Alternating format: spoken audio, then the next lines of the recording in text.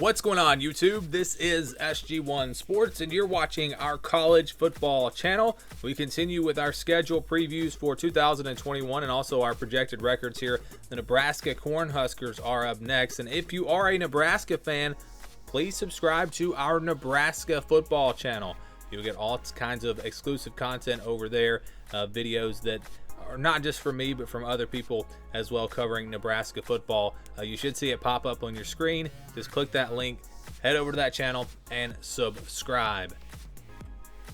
The 2020 schedule for Nebraska was pretty tough. When you look at who they had to play, the Big Ten did them no favors with their schedule, having to play Ohio State right out of the gate, also having to play Penn State, which it turned out that Penn State wasn't as good as they were expected to be. But still a tough draw in the Big Ten. You look to 2021 and the schedule really doesn't get any easier. This is once again going to be one of the tougher schedules really in all of college football. They were 3-5 last year. Looking at the schedule for 2021, you can see immediately Oklahoma right there, big non-conference game.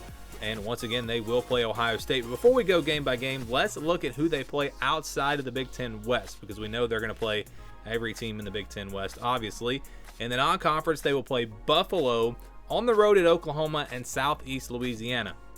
Not too tough outside of Oklahoma. Obviously, that's going to be a very tough matchup. But Buffalo, I know they had a great year last year, but they lost a ton of production. They actually returned one of the fewest amounts of production from 2020 in all of college football. So that's good news there. You should be able to take care of them. And then Southeast Louisiana, obviously an FCS team. And then you look at who they play out of the East. They'll play Michigan State on the road, then Michigan and Ohio State at home. Ohio State obviously is going to make it tough because you're going to have to play them. But I don't know that it really matters who you play out of the East outside of playing Ohio State, because Michigan, yeah, it's a big name, but we don't know if Michigan, they were not very good last year. We don't know how good Penn State's going to be. I think Penn State and Indiana are probably the second and third best teams in that division, so avoiding them actually is not bad. But, of course, having to play Ohio State makes it very tough.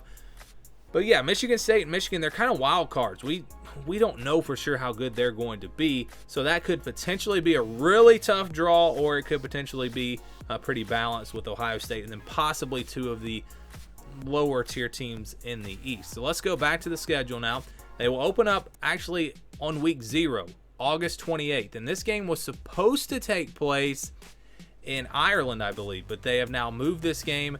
It didn't take them long to make that decision. They're moving this game to Illinois. So it'll be a home game for Illinois, road game for Nebraska. And it's going to be again on that Saturday of week 0. Saturday of week 0. There will be a handful of games that Saturday, but this is a big opportunity, I think, for Nebraska. If they can look impressive in this game, you kind of get a spotlight there, national spotlight, because this is going to be the biggest game of that day. Maybe in recruiting and other areas, it could potentially help Nebraska if they show up and if they are impressive in this game. Obviously, if you lose, it's going to hurt you. And they're looking for revenge in this game. Remember, Illinois beat them last year, so that's a big game to start the season off. And really, it will set the tone for their entire year. If they lose that game, I'm afraid it's going to be a really bad year. If they win that game, there's potential. They will not play the next week. So the week that's week 1 for most everyone in college football, they won't be playing. They'll have that week off. Then they'll jump back in against Buffalo on September 11th. And like I said a second ago, Buffalo is not going to be the team that they were last year. That's a game that Nebraska should be able to handle. And then a big one on September 18th against Oklahoma on the road, of course, old Big 12 matchup. And it's just going to be a tough one for Nebraska. Let's just be honest. Oklahoma is going to be really good this year. Plus, you're playing on the road. That's a tough matchup. Then September 25th, they'll go on the road to face Michigan State. How about that? Back-to-back road games, Oklahoma and Michigan State. Pretty tough test there. Then it's Northwestern on October 2nd. I think Northwestern is a winnable game. I believe that they'll be down a little bit from where they were last year. Michigan there on October 9th. That could be kind of a swing game as well. That one could have a big impact on their season. That's the type of game that if you can win, it can really propel you. And if you lose, it's going to hurt, obviously. And then we go to October 16th on the road at Minnesota. Gophers were down a little bit last year. Hard to really figure out what they're going to look like this year. This is a Minnesota team that beat Nebraska last year, though, in a close game. I think this is going to be a good one, a close game, another one of those games that could could really go either way and could maybe swing the season for the Cornhuskers. You're talking about, Illinois, Michigan, Minnesota. These are all games that could go either way, and if you win them all, you're going to have a really good year, because there are, most of the games on this schedule are winnable for Nebraska. Purdue comes up after that, after a bye week, I should say. They get a bye week after Minnesota. Then they'll play Purdue on October the 30th. They did beat Purdue last year, so we'll see if they can do it again. They'll play Ohio State on November 6th, a little bit later in the season. Seems like they've been playing them early in the year. They'll play them on the 6th. Then they'll get to recover after that one with Southeast Louisiana. And it's rare to see in the Big Ten, it's rare to see a non-conference game in November. You just don't normally see that, but that's what will happen when Nebraska. They'll have Wisconsin on November 20th on the road. Tough game. If they're going to have a chance in the Big Ten West, if they're still alive, it's going to come down to these last two games. Wisconsin and Iowa. Those are games that they're probably going to have to win if they're going to have a chance to win the division. They'll play Wisconsin on the road, and then a quick turnaround playing Iowa on the Friday after Thanksgiving. That is a very tough test there, playing Wisconsin on the road, and then a quick turnaround playing Iowa. The good news, again, is they get Southeast Louisiana before that, so maybe they can kind of take a little bit of time and prepare for those two games. It's almost like having a bye week, honestly. So, again, you look at the schedule, a lot of games that could go either way.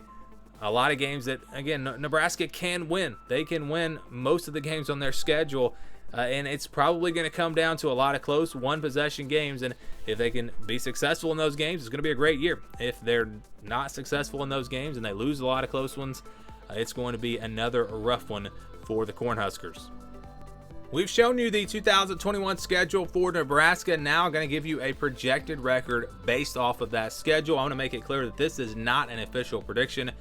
We won't be doing predictions until really summertime, because there's a lot to get to when we research these teams, and a lot of things that could still happen with the transfer portal and all of that.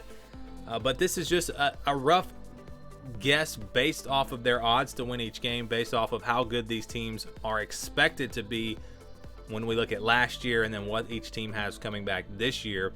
So 3-5 last season. Can they improve on that record?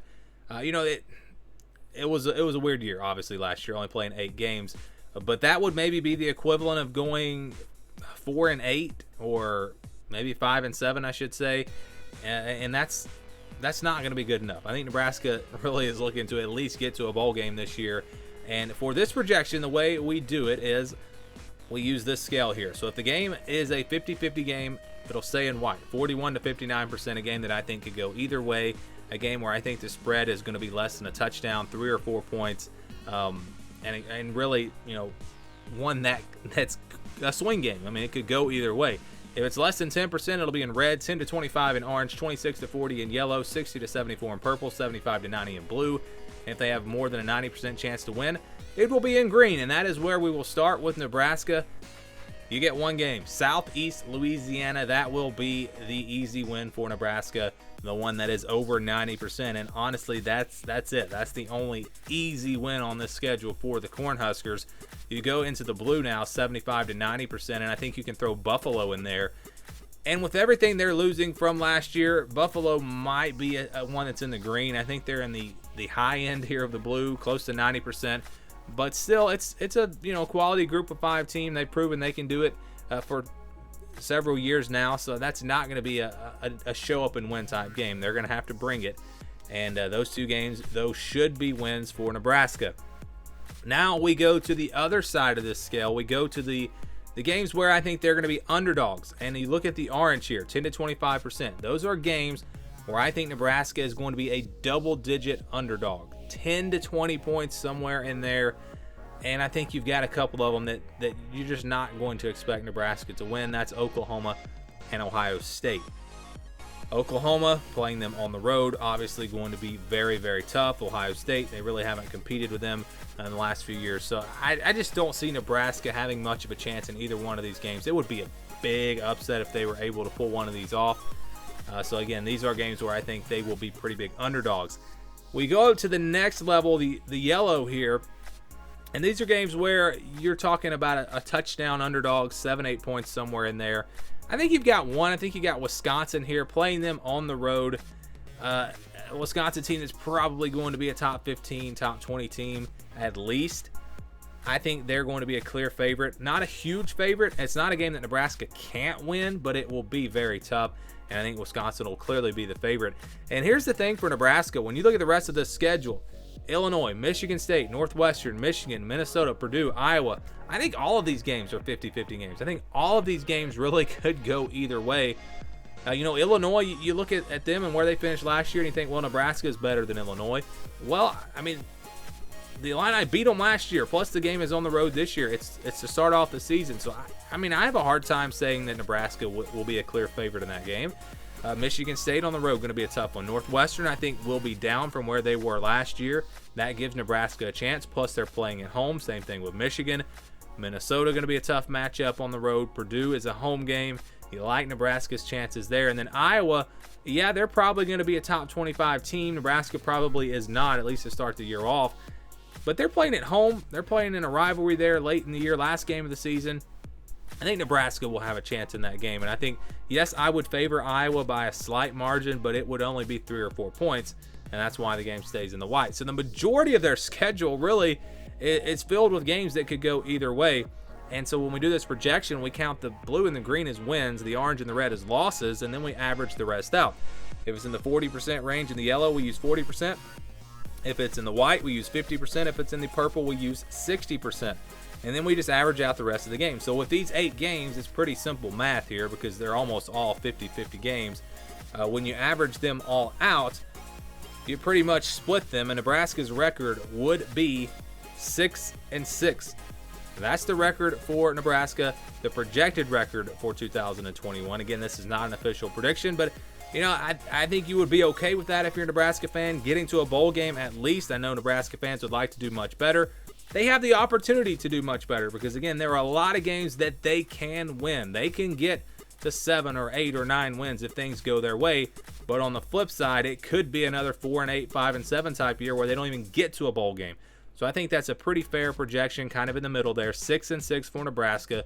Do you agree or do you disagree? Give me your thoughts on this team down in the comments below. Give me your projection. What do you think their record's going to be? Let me know.